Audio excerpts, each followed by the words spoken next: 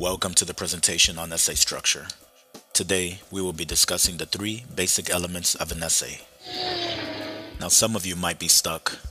You're not sure where to begin. You have your ideas, you know what you need to do, but you're not sure how to start.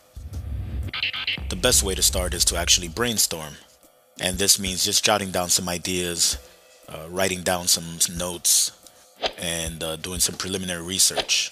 Now, some of you have already done this, and you know where you need to go, but of course your brain still hurts. Let's take all of that information right now and get organized. How do we get organized? An essay is like a file cabinet. Everything has its place. The introduction, the developing paragraphs, and the conclusion each have their own drawer. In order to put everything in its proper place, we need to create an outline. On the top drawer, we have the intro. Then we have the developing paragraphs in the subsequent drawers, of course, with a conclusion at the end. Now, your file cabinet need not have only 4 drawers. You can have as many drawers as you need to. It helps to draw a graphic outline like this one that can serve as a blueprint for the rest of the essay. At the top, of course, is the intro. The intro is very important because it lures your reader into your essay. The first sentence must be a good hook. It must grab the reader's attention right away.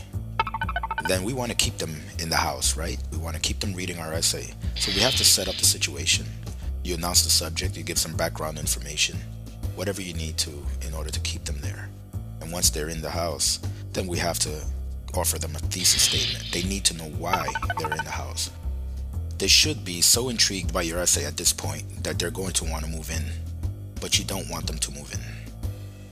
You can, however, offer them a nice, well-stacked breakfast.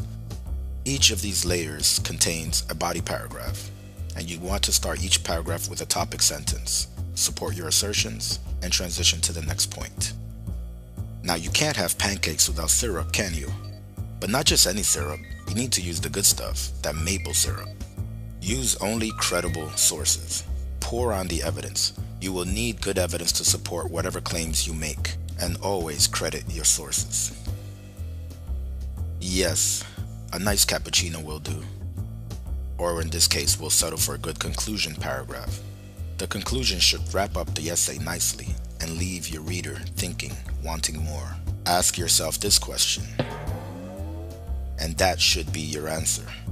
Your reader should be happy like this gentleman here, full of all that knowledge you have just given him. I hope this brief presentation has been helpful, and I wish you the best of luck.